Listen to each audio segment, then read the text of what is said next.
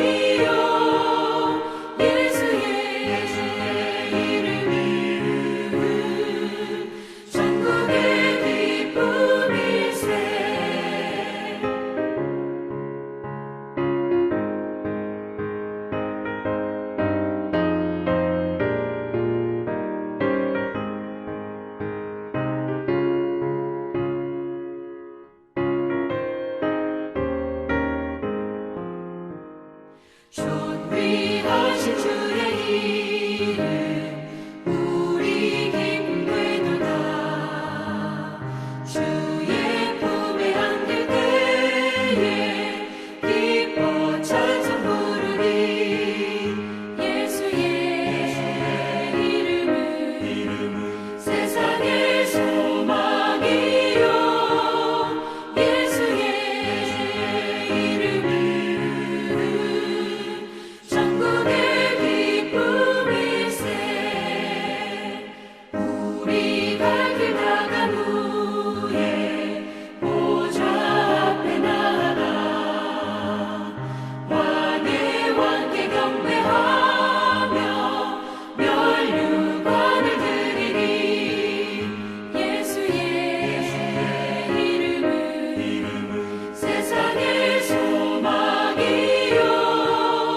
예수의 이름은 천국의 기쁨일세.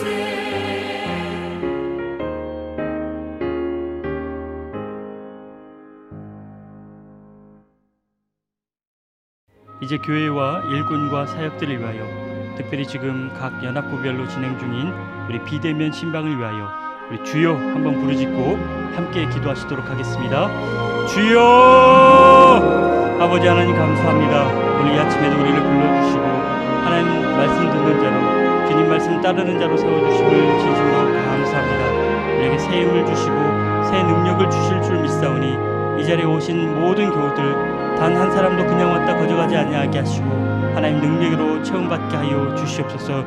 특별히 코로나로 인하여 여러 어려움 당하는 우리 교우님들이 있습니다. 우리 이웃들이 있습니다.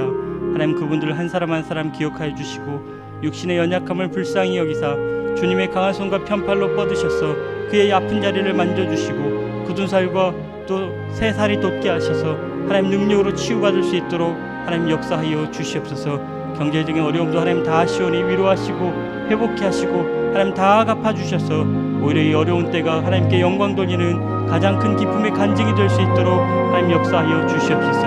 이런 일에 우리 각 연합구별로 실세하고 있는 우리 비대면 신방이 아름답게 주님의 은혜의 통로로 쓰임받기 원합니다. 마땅히 합당한 하나님의 말씀이 선포되게 하시고 위로받게 하시고 새 힘을 얻게 하시어 오히려 이제는 하나님의 능력의 통로가 되어 우리 이웃 가운데 나보다 더 연약한 자들, 고통당하는 자들, 어려움 당하는 자들을 그들을 위로하고 새 힘을 주고 또 붙돋아줄 수 있는 그런 사람 될 수 있도록 아버지 우리 모든 교우들을 붙들어 주시옵소서.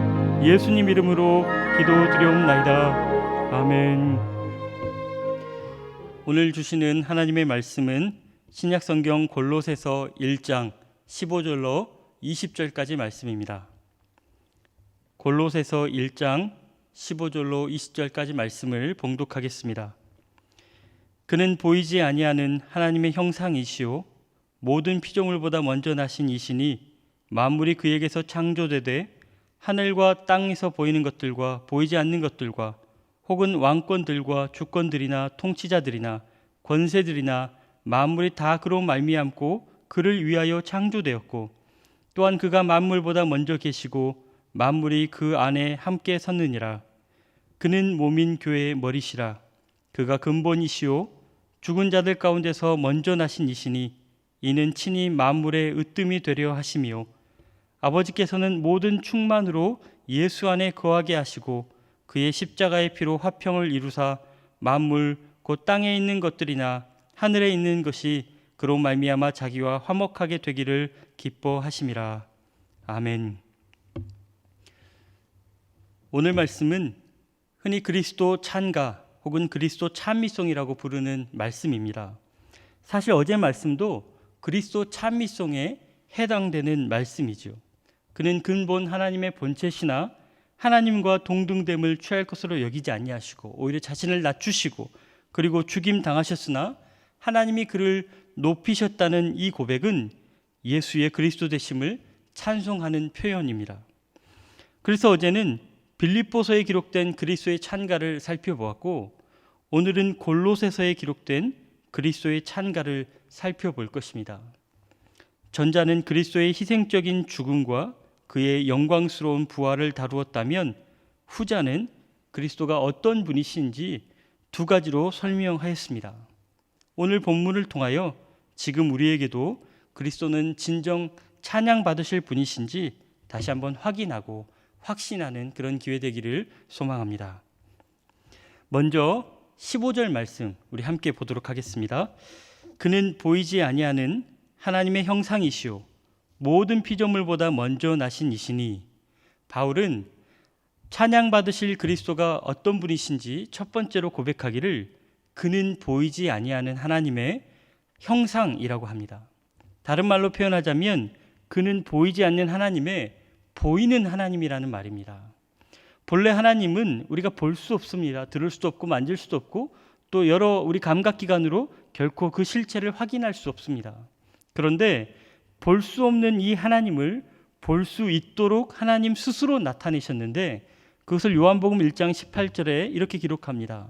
본래 하나님을 본 사람이 없으되 아버지 품속에 있는 독생하신 하나님이 나타내셨느니라.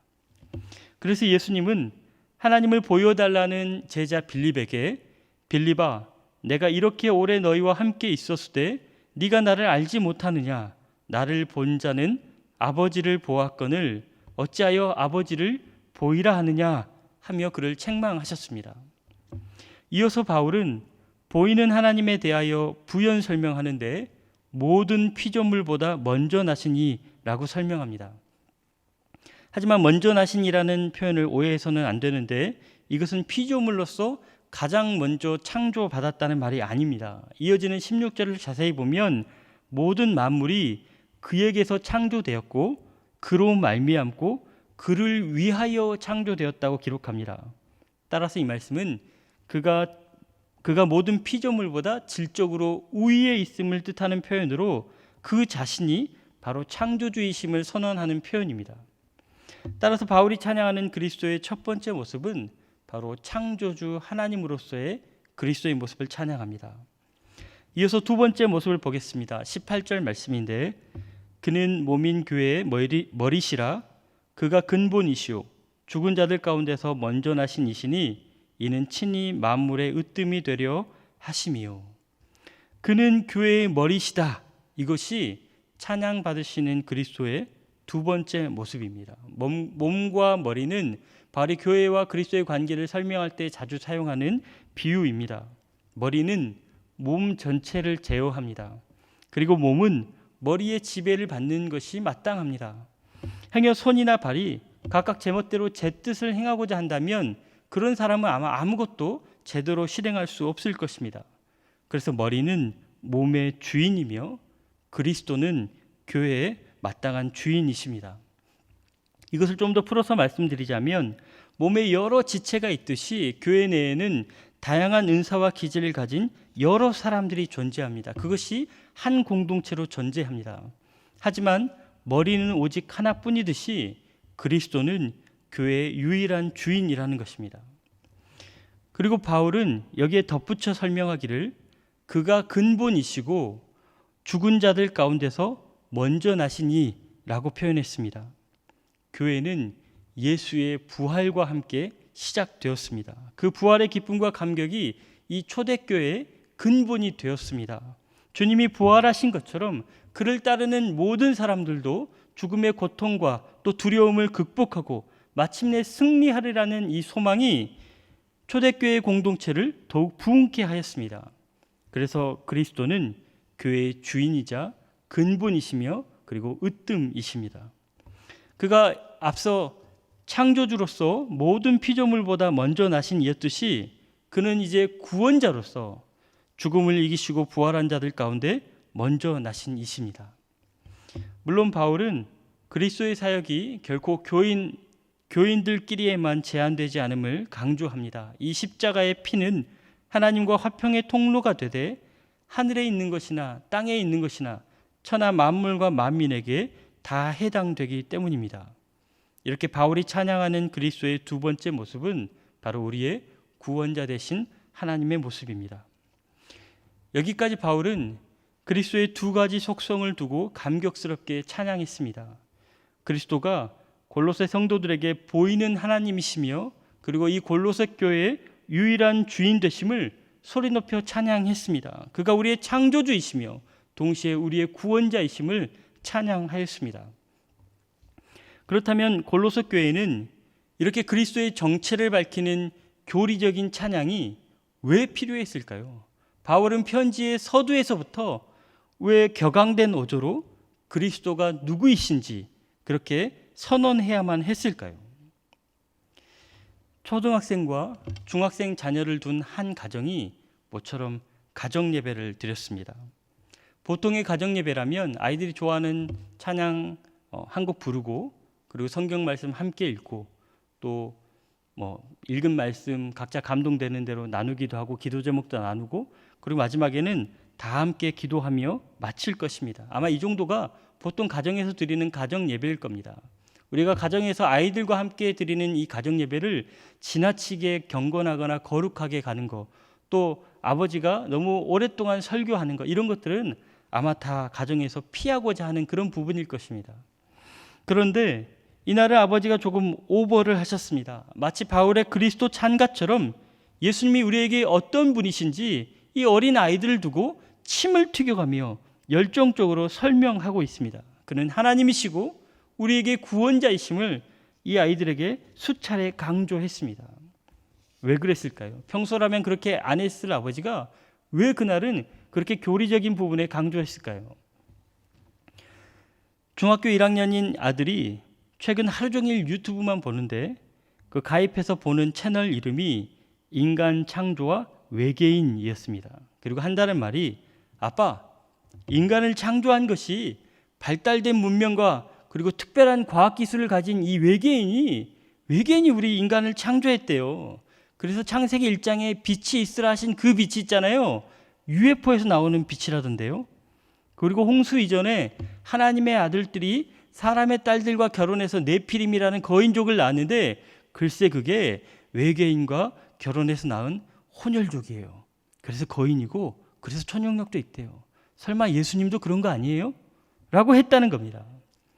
이러니 아빠가 어찌 가만히 있을 수 있겠습니까? 우리 아이들이 하나님의 백성으로 또 빛과 소금의 역할을 하기는커녕 외계인 타령이나 하고 있다면 여러분 지금 이 시점에 그냥 가볍게 가정 예배를 마칠 수 있겠습니까?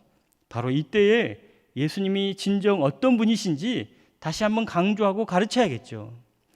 바울도 같은 이유였습니다. 골로새 교회는 당시 각종 이단이 침투하여 원래의 복음이 힘을 잃고 있었습니다. 바울은 이 소식을 옥중에서 듣고 잠을 이루지 못했을 겁니다.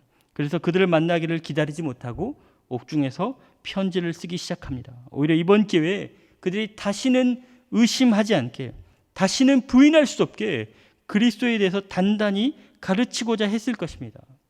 그래서 그는 편지 서두에 감격스러운 찬양으로 그가 우리의 하나님 되심을, 그리고 그가 우리의 유일한 주인 되심을 선언하고자 했던 것입니다. 그러면 이제 우리 자신도, 우리들도 점검해 보기 원합니다. 우리는 그리스도를 창조주이자 우리 교회의 유일한 주인으로 확실히 믿고 고백하십니까? 여러분 여기에 아멘으로 답하실 수 있으십니까? 그렇다면 질문을 조금 바꿔서 변함없이 창조주이시고 교회의 주인이신 그리스도는 우리를 통해서 지금도 찬양받고 계십니까? 그가 유일하신 창조주이고 구원자 되심이 온 땅 가운데 우리를 통하여 전파되고 있습니까? 만약 그렇지 못하다면 이단 사이비의 공격 때문이 아니라 우리 스스로 변질되고 타락한 것은 아닌지 우리 스스로 돌아보기 원합니다. 성경은 천하 만물 속에 하나님을 알만한 것이 깃들어 있고, 그래서 그 누구도 하나님을 모른다고 핑계 삼을 수 없다고 했습니다. 로마서 1장 말씀에 창세로부터 그의 보이지 아니하는 것들, 곧 그의 영원하신 능력과 신성이 그가 만드신 만물에 분명히 보여 알려졌나니 그러므로 그들이 핑계하지 못할지니라 라고 기록합니다. 그런데 정작 믿지 않는 자들이 핑계 삼는 것은 자연 만물 가운데 어디 하나님이 있느냐라고 하는 것이 아니고 우리에게서 하나님을 보지 못한다는 겁니다. 하나님을 믿는 우리에게서 하나님을 발견하지 못했다는 것입니다. 하나님을 마땅히 보여줄 수 있어야 될 교회 공동체가 하나님을 보여주지 못한 것입니다. 여러분 사도 바울이 그리스도를 보이지 않는 하나님의 보이는 하나님이라 표현하는 것을 여러분 기억하십시오. 우리는 그리스도를 따르는 자이고 그리스도를 닮는 자입니다. 그리스도의 향기를 내풍기는 자이고 그리스도의 빛을 발하는 자이죠. 따라서 믿지 않는 자들은 우리에게서 하나님의 형상을 발견할 수 있어야 합니다. 만약 그렇지 못한다면 그리스도를 찬양하기에 부끄럽지 않겠습니까? 이런 경우에 바울이 이렇게 책망했습니다. 율법을 자랑하는 네가 율법을 범함으로 하나님을 욕되게 하느냐? 기록된 바와 같이 하나님의 이름이 너희 때문에 이방인 중에서 모독을 받는도다. 또한 성경은 교회를 그리스도의 몸으로 표현하면서 각각의 은사와 기질을 따라 그리스도의 뜻을 이 땅 가운데서 실현하는 공동체를 바로 교회로 설명했습니다. 몸은 하나인데 많은 지체가 있고 몸의 지체가 많으나 한 몸인과 같이 그리스도도 그러하니라. 우리가 다 한 성령으로 세례를 받아 한 몸이 되었고 또 다 한 성령을 마시게 하셨느니라. 그런데 우리에게 지체는 없고 온통 머리만 있는 것은 아닌지 돌아보기 원합니다. 교회 내 여러 부사들이 있습니다. 여러 기관들이 있습니다. 그런데 서로 연합하지 못하고 자기 부서, 자기 기관, 자기 사역, 자기 입장만 강조한다면 지체는 없고 다 머리가 된 것이 아니겠습니까? 교회 학교도 스스로 머리라 하고 찬양대도 머리라 하고 총무부도 관리부도 선교부도 전도부도 다 머리가 되고자 한다면 그러면 진짜 머리이신 우리 주님은 어디에 계셔야 하겠습니까? 이 때문에 오늘 하나님께서 바울을 통해 우리에게 다시 한번 선언하십니다. 성도들이요, 그리스도는 보이지 않는 하나님의 보이는 하나님이십니다. 그러니 그리스도를 따르는 우리들도 세상 가운데 하나님의 형상을 드러내는 사람들이 됩시다. 성도들이요, 그리스도는 다양한 지체를 가진 이 교회의 유일하신 주인이십니다. 그러니 각각의 은사와 지체들이 연합하여 세상 가운데 주님의 화평을 드러내는 사람들이 됩시다. 그리하여 나 바울이 이 복음의 일꾼이 된 것처럼 우리 노량진 교우들도 천하 만민에게 복음을 전하는 주님의 큰 일꾼 되기를 소망합니다. 사랑하는 교우 여러분, 바로 이 말씀이 오늘 우리 각자에게 주시는 하나님의 말씀이 되기를 간절히 소망합니다. 기도하겠습니다. 아버지 하나님 감사합니다. 오늘 이 아침에 우리를 불러주시고 또 귀한 말씀으로 깨닫게 하심을 감사합니다. 그저 흘려보내는 말씀 되게 하지 마시고 오늘 온전히 생각나는 말씀, 나를 주관하는 말씀 되게 하여 주시옵소서. 특별히 이 귀한 예배를 위하여 수고한 우리 반주로 또 방송실에서 또 여러 보이지 않는 자리에서 예배를 위하여 수고한 손길들을 기억하여 주시고 갑절의 은혜로 더하여 주시옵소서. 그리고 하나님 앞에 여러 소원을 담아 예물 드린 우리 교우들 그 믿음대로 이루어지게 하시고 더 큰 헌신으로 하나님께 영광 돌리게 하여 주옵소서. 예수님 이름으로 기도드리옵나이다. 아멘. 주기도문으로 함께 기도하겠습니다. 하늘에 계신 우리 아버지, 아버지의 이름을 거룩하게 하시며 아버지의 나라가 오게 하시며 아버지의 뜻이 하늘에서와 같이 땅에서도 이루어지게 하소서. 오늘 우리에게 일용할 양식을 주시고 우리가 우리에게 잘못한 사람을 용서하여 준 것 같이 우리 죄를 용서하여 주시고 우리를 시험에 빠지지 않게 하시고 악에서 구하소서. 나라와 권능과 영광이 영원히 아버지의 것입니다. 아멘.